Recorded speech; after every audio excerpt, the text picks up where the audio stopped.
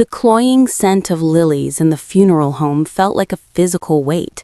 I sat frozen in the front pew, Caleb's memorial program clutched in my hands, his 7-year-old smile forever captured on glossy paper.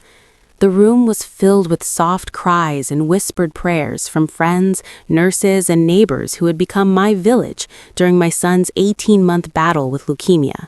But the 2 seats beside me were a devastating void. Midway through the eulogy, my phone vibrated. A text from my mother.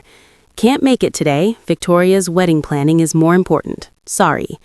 20 words that severed my last connection to family. My name is Rachel, and as I buried my child, my parents were choosing centerpieces over their grandson. What they didn't see from their vineyard tour that day was the raw, gut-wrenching love that filled that chapel. Caleb's best friend, Liam, a tiny fellow warrior who had lost his hair to the same brutal chemo, stood bravely at the podium in a suit too big for him. "Caleb was the bravest pirate," he whispered into the microphone, his voice trembling but clear. "He shared his treasure with me, even his last fruit snack." The entire front row of nurses from Unit 4A, women who had become my sisters in arms, held each other and wept openly. Their tears weren't just professional sympathy. They were the tears of women who had fought alongside us, who had held Caleb during blood draws and celebrated his small victories. My neighbor, Mr. Henderson, who hardly spoke to anyone, had built a small wooden sailboat as a tribute. For his next great adventure, the note said. This was my family in that moment, not the 2 empty chairs. 3 days later, they stood on my porch, their faces arranged in expressions of business-like resolve. My father carried a leather folio. They stepped inside without invitation, their eyes sweeping over Caleb's abandoned toys with faint disapproval rather than grief.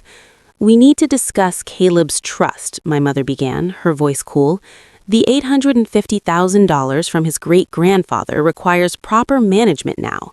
My father laid documents on the coffee table, pushing aside a well-loved teddy bear. "Victoria's wedding expenses are significant. This capital could provide her the foundation she deserves." I stared, my mind struggling to process the calculus of their greed. "You want his money for a wedding?" My mother's reply was icily pragmatic. "What's a dead child going to do with it? Let it do some good for this family." The room tilted. Victoria, hovering behind them, looked down, ashamed. Later, I would learn from Victoria that on the drive over, my mother had practiced this line. "We need to be firm," she'd told my father. "Sentimentality won't pay for a custom Monique Luellier gown." The assault was systematic. When the $8,000 funeral bill arrived, my father dismissed my plea for help. "That's what savings are for. We have deposits due." What savings? My savings had evaporated into co-pays and unpaid medical leave. Eavesdropping at their home a week later, I heard my mother tell my aunt, "She's milking the sympathy. Children die every day. Victoria's happiness is what matters now."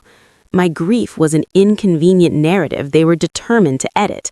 They had already told their country club friends I was taking a long bereavement trip abroad, erasing my reality entirely. Their tactics turned legally sinister.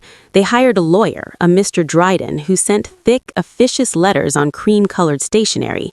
The letters artfully questioned my emotional stability and consequent fitness to manage a substantial, complex estate in my current state of acute psychological distress.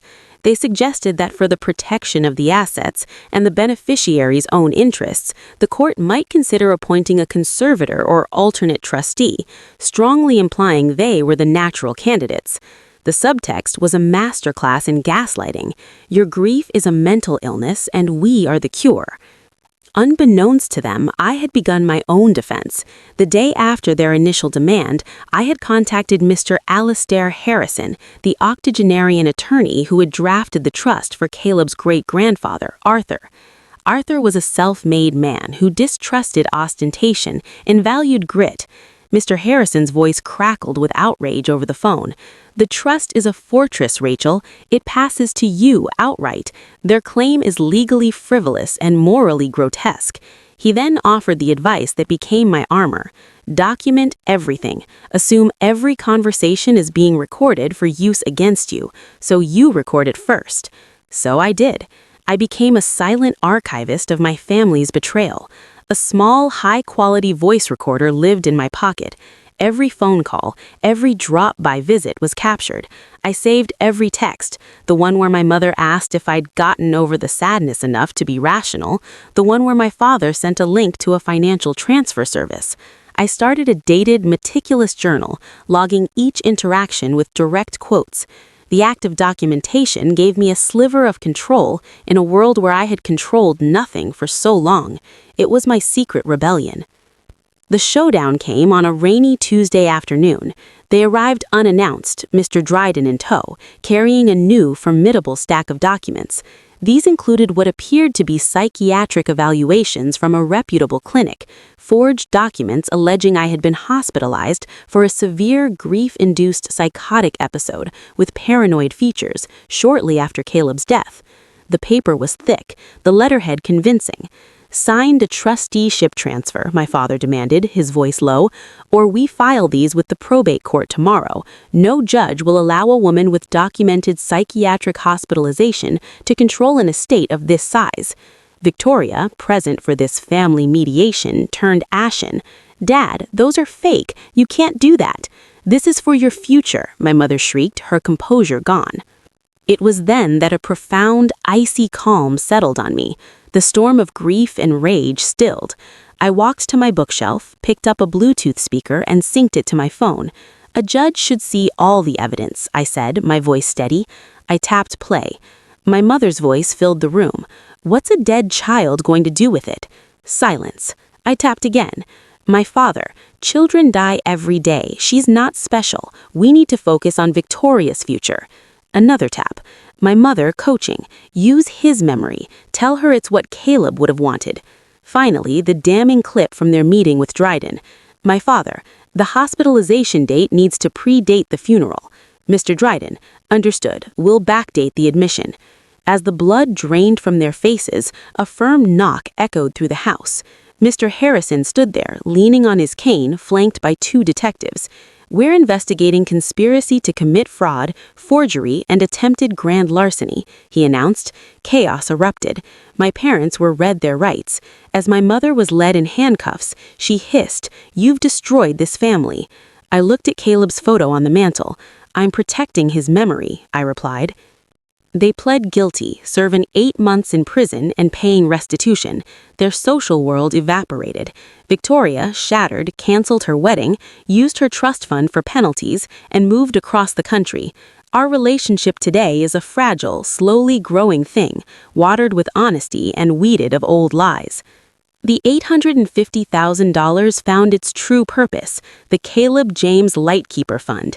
It doesn't fund crystal centerpieces, it funds parking passes for exhausted parents, gas cards for long drives to treatment, research into gentler therapies, and weekend music therapy sessions that make hospital rooms ring with laughter. It turns loss into tangible hope. My parents, in their ruthless pursuit of a perfect spectacle, lost everything that matters. I learned that family isn't a title bestowed by blood, but a bond forged in the fires of empathy. It is the nurse who held me as I sobbed, the neighbor who left homemade soup for months, the friend who sat in silence with me.